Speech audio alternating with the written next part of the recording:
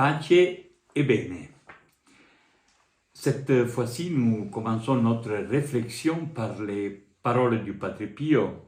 L'Esprit Saint nous dit « Ne laissez pas votre esprit succomber à la tentation et à la tristesse, car la joie du cœur est vie de l'âme et un trésor inépuisable de sainteté. La tristesse ne sert à rien et cause notre mort spirituelle. » Les chrétiens sont les fils de la joie. Dieu, comme nous le prions dans les psaumes, a mis sa joie dans notre cœur. Jésus, dans le dernier repas, prie le Père de nous donner non seulement la joie, mais la plénitude de la joie.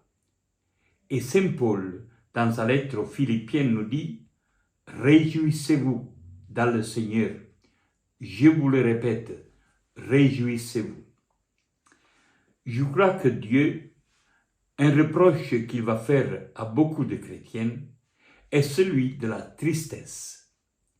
Les chrétiens, d'une seule chose, devraient être tristes, c'est de ne pas être des saints.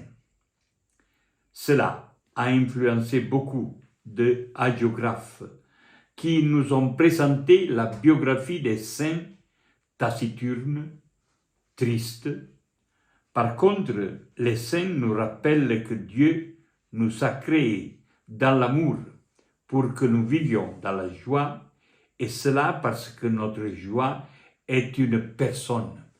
Notre joie est Jésus. Un aspect particulier de la joie est la bonne humeur. Et on peut trouver la bonne humeur non seulement dans la vie d'un chrétien, mais aussi dans la vie d'un saint. Dans la vie de Padre Pio, nous trouvons de l'humour et de la bonne humeur. En d'autres termes, cela se traduit dans la joie, dans la gaieté, dans la blague, dans la plaisanterie agréable. De son répertoire, tirer les histoires les plus inattendues et les plus originelles et les raconter avec une telle aisance qu'il aurait rendu jaloux le plus grand conteur. Lorsque Padre Pio était jeune étudiant, avec une serviette et un crâne, il a fait peur à un jeune confrère en le faisant enfuir. Une des histoires drôles racontées par le Padre Pio est celle de la visite d'un roi au régiment. Dans le régiment, il y avait une jeune recrue un peu naïve qu'il fallait préparer en particulier pour cette visite du roi. Le sergent savait par expérience que le dialogue ou les demandes entre le roi et les recrues en général étaient toujours les mêmes. Ne sortez pas dehors de ce formulaire. Première demande, quel âge as-tu? La réponse était 22 ans. Deuxième demande, combien d'années de service as-tu? La réponse, 2 ans.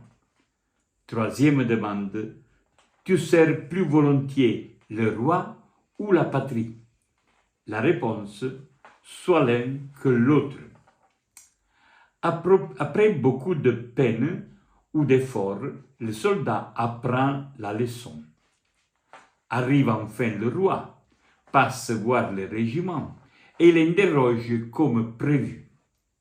Les demandes sont les mêmes, mais l'ordre des demandes est inverti. Il commence par la première demande. Combien d'années de service as-tu? La réponse du soldat est 22 ans. Le roi s'étonne en le voyant jeune et il fait la deuxième demande. Mais quel âge as-tu? La réponse, 2 ans. Alors le roi, en rigolant, se dit, ou c'est toi l'idiot, ou c'est moi. Et le soldat qui connaît par cœur les réponses, dit « Soit l'un que l'autre ».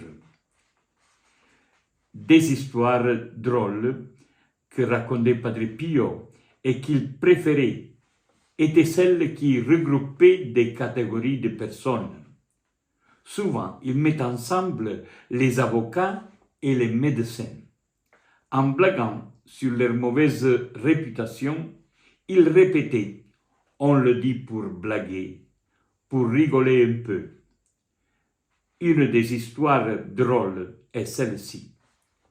Un jour, le pape, appelé pour résoudre un problème délicat de priorité dans les processions, les avocats veulent être devant les médecins et les médecins devant les avocats. Le pape, comme Salomon, se refait à la procédure des cortèges des pendus. Et il dit « Precedant carnifices sequantur latrones » devant les médecins et après les avocats. Un jour, Padre Pio était entouré par un petit groupe de gens. Dès qu'il a vu des médecins qui se rapprochaient de lui, tout de suite il dit « Savez-vous comment se sent un malade entre deux médecins, comme un rat entre deux chats ?»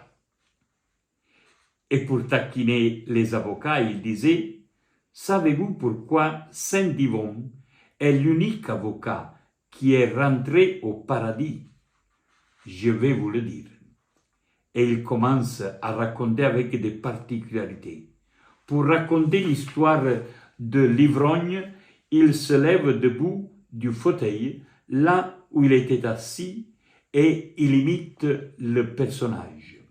« Pourquoi, Seigneur, disait l'ivrogne, qui avait vu marcher sur le mur 1000 pattes, à ce petit animal tu as donné 1000 pattes, et à moi qui n'arrive pas à rester debout seulement 2 pattes. » En général, Padre Pio, il ne raconte pas simplement pour raconter, mais il se sert des histoires de la bonne humeur pour donner des enseignements à ceux qui écoutaient.